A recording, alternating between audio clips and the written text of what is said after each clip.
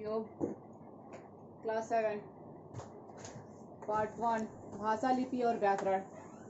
व्याकरण व्याकरण किसे कहते हैं? इंग्लिश में व्याकरण को हम ग्रामर कहते हैं।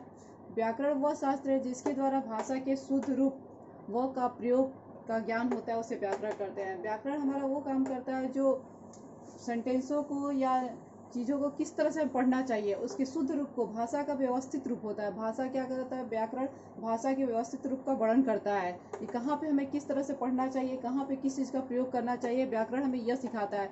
एक तरह से व्याकरण वो है जो हमारे भाषा को परिष्कृत करता है, शुद्ध करता है, सजाता है और संवारता है। व्याकरण के द्वारा ही हम जानते हैं कि इस सेंटेंस का प्रयोग हम किस तरह से कर सकते हैं, किस तरह से कौन सा कहाँ क्वेश्चन मार्क होगा, कहाँ पे कामा होगा, कहाँ पे करता होगा, कहाँ पे ऑब्जेक्ट होगा, इस तरह का प्रयोग करते हैं। तो व्याकरण वह शास्त्र है जिसके द्वारा भाषा के शुद्ध रूप व का प्रयोग का ज्ञान होता है, उसे व्याकरण, यानी कि व्याकरण के द्वारा ही हम जानते हैं कि किस तरह से वाक्यों का प्रयोग किया जाता है। व्याकरण के भाग, व्याकरण के तीन भाग होते हैं: वर्ण विभाग, शब्द विभाग, वाक्य विभाग। वर्ण विभाग, वर्ण हम जानते हैं कि भाषा की लघुत्तम वर्ण होता है, जिस लघुत्तम ध्वनि होती है जिसके और अधिक टुकड़े नहीं किए जा सकते हैं। वर्ण विभाग में हम जितने रहेंगे उसका अध्ययन करेंगे। वर्ण विभाग में अर्थात आपका अ, आ, क, ख, ग, घ का अध्ययन करेंगे। शब्द विभाग में वर्णों के मिलने से शब्द बनता है, और जाहिर सी बात है वर्णों के जो मिलते हैं, वर्णों का सार्थक मेल होता है, उसको शब्द करते हैं। तो इसमें शब्दों का विभाग पढ़ेंगे, यानी शब्दों के बारे में पढ़ेंगे। वाक्य विभाग, शब्दों के सार्थक मेल को वाक्य कहते हैं। वाक्य में किस तरह से होते हैं उसके बारे में अध्ययन करेंगे। वर्ण विभाग में आपका अ, आ, क, ख, ग, यानी वर्ण विभाग में अ से लेके अ तक और क से लेके ज्ञ तक, इसका अध्ययन करेंगे। वर्ण विभाग में आपका स्वर व्यंजन आ जाएगा। स्वर, हिंदी में स्वर वर्णों की संख्या 11 होती है।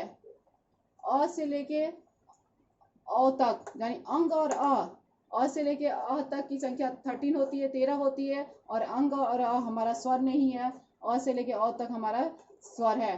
अ, आ, ई, बड़ी ई, छोटा ऊ, बड़ा ऊ, री, ए, ऐ, औ, यह हमारा स्वर है।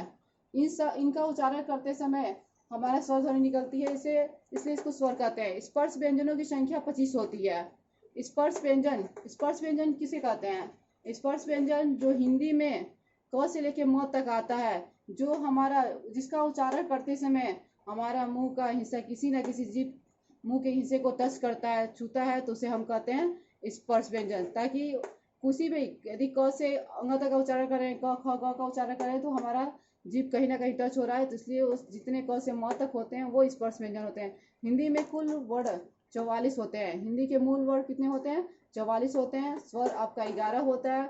व्याकरण एक तरह से वाक्यों को परिष्कृत और शुद्ध करता है, सजाता है, संवारता है। उसके 3 विभाग होते हैं: वर्ण विभाग, शब्द विभाग, वाक्य विभाग। वर्ण विभाग में हम क, ख, ग का अध्ययन करते हैं, लेकिन वर्ण यदि सीक्वेंस से मिलते हैं, कोई शब्द न बने, तो वो वर्णमाला हो जाते हैं।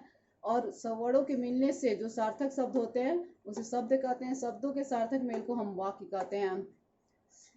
आपको जितना वर्क दिया जा रहा है वो आप करते रहिए। फिर मैं आपको हिंदी का लेसन 1 गद्य खंड में मैं आपको भेजूंगी, और आप उसे डाउनलोड करके पढ़ लीजिएगा। फिर मैं क्वेश्चन आंसर करा दूंगी। Thank you.